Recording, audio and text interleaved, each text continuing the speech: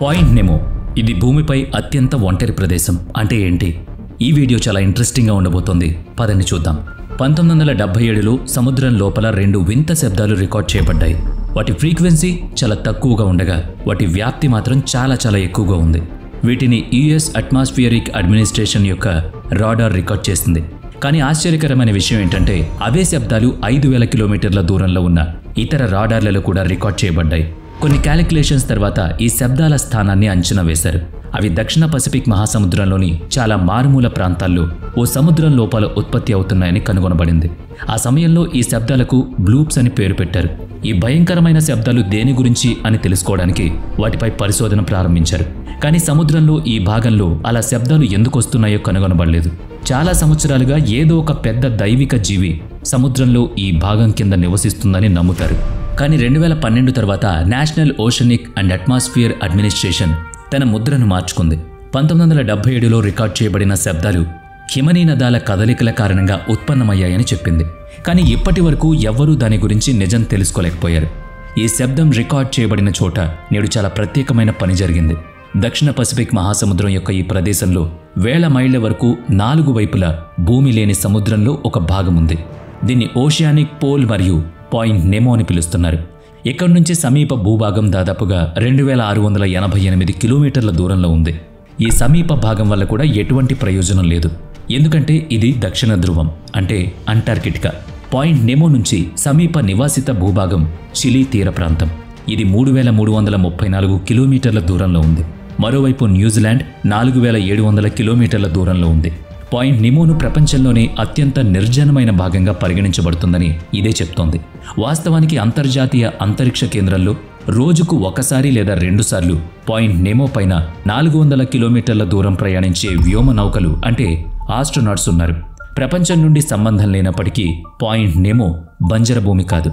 సముద్రం యొక్క ఈ భాగం కింద ఒకప్పుడు మసిలిన మానవ ఆవిష్కరణలు కూడా ఇక్కడ ఉన్నాయి. పాయింట్ నెమో అనేది విరిగిన ఉపగ్రహాలు, అంతరిక్ష నౌకలు మరియు రాకెట్ ముక్కలతో ఉన్న ఓ శ్మశాన వాటిక. కానీ పాయింట్ నెమో కనుగొనబట్టానికి ముందు ఉపగ్రహాలను ఎక్కడ జారవిడిచేవాళ్ళు? వాటిని ఎందుకు పడేయాల్సిన అవసరం వచ్చింది? ముఖ్యంగా పాయింట్ నెమోకు ఉపగ్రహాలను ఎలా తీసుకువచ్చారో అనే ప్రశ్న తలెత్తుతుంది. పాయింట్ నెమో దక్షిణ పసిఫిక్ మహాసముద్రంలో 22 కోట్ల చదరపు కిలోమీటర్ల విస్తీర్ణంలో విస్తరించి ఉంది. ప్రపంచంలోనే అతిపెద్ద దేశమైన రష్యా కూడా దీనిలో సరిపోయేంత పెద్ద ప్రాంతం ఇది. ఆ తర్వాత కూడా ఈజిప్ట్ వంటి 5 దేశాలు దీంట్లో సరిపోతాయి. కానీ ఈ 22 కోట్ల చదరపు కిలోమీటర్లలో ఎక్కడా కూడా మానవ జనాభా లేదు. మానవులను పక్కన పెడితే అనేక సముద్ర జీవులు కూడా ఇక్కడ నీటిలో జీవించలేవు.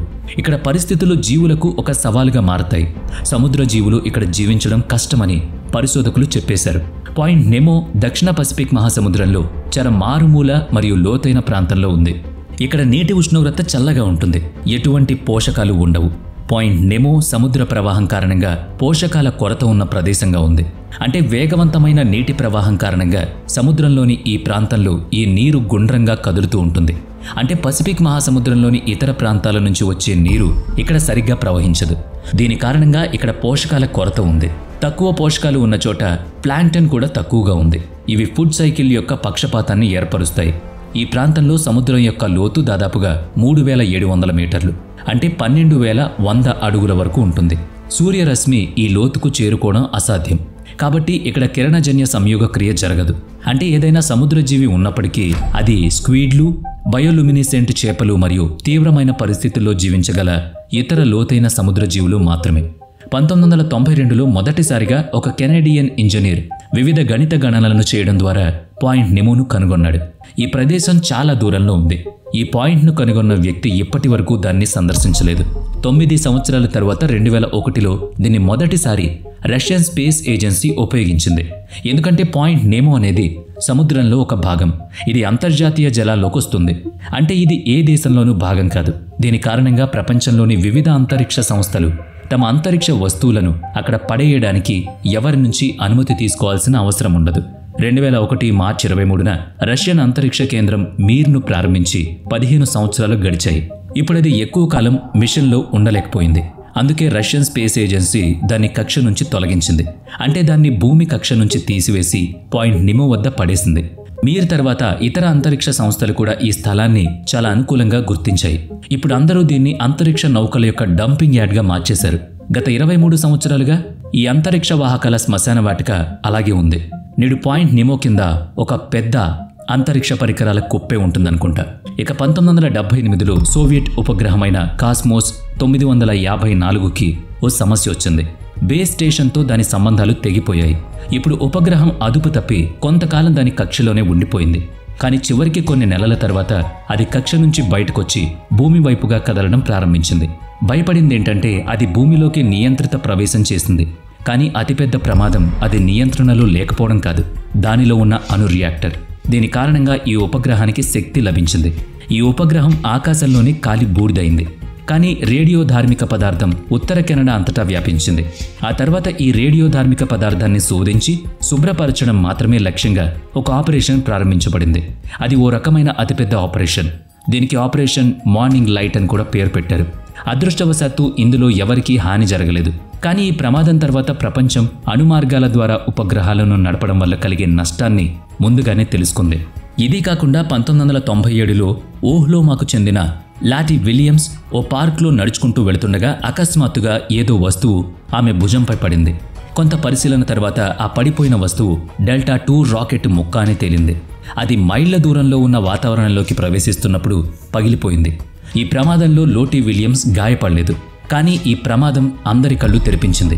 భవిష్యత్తులో ఇటువంటి సంఘటనలను వివరించడానికి అంతరిక్ష వస్తువులను సముద్రంలో నిర్జన ప్రాంతాలపై మాత్రమే పడవేస్తారు. పాయింట్ నెమో కనుగొనబడే వరకు దీనికి ముందు కూడా ఈ పని పసిఫిక్ మహాసముద్రం లేదా భూమి యొక్క మారుమూల ప్రాంతాల్లో జరిగింది. ఉపగ్రహం లేదా అంతరిక్ష నౌకలను క్రాష్ చేయాల్సి వచ్చినప్పుడల్లా దాని మొదట దానిలో ఏర్పాటు చేసిన థ్రస్ట్ల సహాయంతో కక్ష నుంచి తొలగిస్తారు. దాన్ని కక్ష నుంచి తీసివేసిన తర్వాత కూడా అది తదుపరి కొన్ని నెలలు భూమి చుట్టూ తిరుగుతూ ఉంటుంది. కానీ క్రమంగా అది భూమికి దగ్గరగా వస్తుంది. థ్రస్ట్లను ఎప్పుడు, ఎక్కడ, ఏ సమయంలో మరియు ఏ స్థితిలో యాక్టివేట్ చేయాలో ఇంజనీర్లు చాలా జాగ్రత్తగా లెక్కిస్తారు. భూమి యొక్క వాతావరణంలోకి ప్రవేశించే ముందు థ్రస్ట్లు మళ్లీ యాక్టివేట్ చేయబడతాయి. తద్వారా వాటి దిశ పాయింట్ నెమో వైపు ఉంటుంది. అంతరిక్షంలో గాలి ఉండదు, ఒత్తిడి ఉండదు, అందుకే అక్కడ ఎలాంటి ఘర్షణ ఉండదు. వాటి కక్షలో ఉన్న ఉపగ్రహాలు రాబోయే కొన్ని నెలలు విద్యుత్ లేకుండా తమ కక్షను వదిలి వెళ్లవు. వాటి వేగం చాలా ఎక్కువగా ఉంటుంది. సాధారణంగా గంటకు 15,000 కిలోమీటర్ల వేగంతో అవి వాతావరణంలోకి ప్రవేశించినప్పుడు ఘర్షణ కారణంగా వాటి ఉష్ణోగ్రత 3000 డిగ్రీల సెల్సియస్కు చేరుతుంది. అవి అప్పుడు అగ్నిగోళంగా మారతాయి. ఈ ఉష్ణోగ్రత వాటిలోని లోహాన్ని కరిగించి బూడిదగా మారుస్తుంది. చాలా సందర్భాల్లో శిథిలాలు పడిపోయే ముందు ఆవిరిగా మారిపోతాయి. కానీ కొన్నిసార్లు కొన్ని శిథిలాలు నేలపై కూడా పడతాయి. ఇది జనాలున్న చోట పడితే భారీ నష్టం కలుగుతుంది. అందుకే వాటిని పాయింట్ నెమో యొక్క 22 కోట్ల చదరపు కిలోమీటర్ల ప్రాంతాన్ని లక్ష్యంగా చేసుకుని మానవులను దాని నష్టం నుంచి కాపాడుతోంది. ఈ పేరు గురించి చెప్పాలంటే నేమో అనేది లాటిన్ పదం. దీనర్థం నోబడి. ఎందుకంటే ఇక్కడ మానవులు ఎవ్వరూ ఉండరు. ఈ ప్రదేశంలో ఓడలు కూడా ప్రయాణించలేవు. సమస్య ఎదురైనప్పుడు సహాయం పొందడం కష్టంగా ఉండే ప్రదేశాలను నివారిస్తుంది. మీరు ఎప్పుడైనా పాయింట్ నెమోలో చిక్కుకుంటే ఓడ ద్వారా సహాయం రావడానికి దాదాపుగా 2 వారాలు పడుతుంది. ప్రపంచంలో 3000 కిలోమీటర్ల వరకు ప్రయాణించగల కొన్ని హెలికాప్టర్లు మాత్రమే ఉన్నాయి. వాటిలో ski S-92, AS Westland AW101 మరియు లాక్హీడ్ మార్టిన్ V71 ఉన్నాయి. అవి కూడా ఇంధనం నింపకుండా 3000 కిలోమీటర్ల దూరాన్ని కవర్ చేయగలవని ఎటువంటి హామీ లేదు. ఒకవేళ అలా చేసినా తిరిగి రావడానికి ఇంధనం మిగిలి ఉండదు. ఆ పాయింట్కి చేరుకోవడం మరియు నీటి అడుగున పరిశోధన చేయడం శాస్త్రీయ సమాజం యొక్క కళ అని చెప్పుకోవాలి.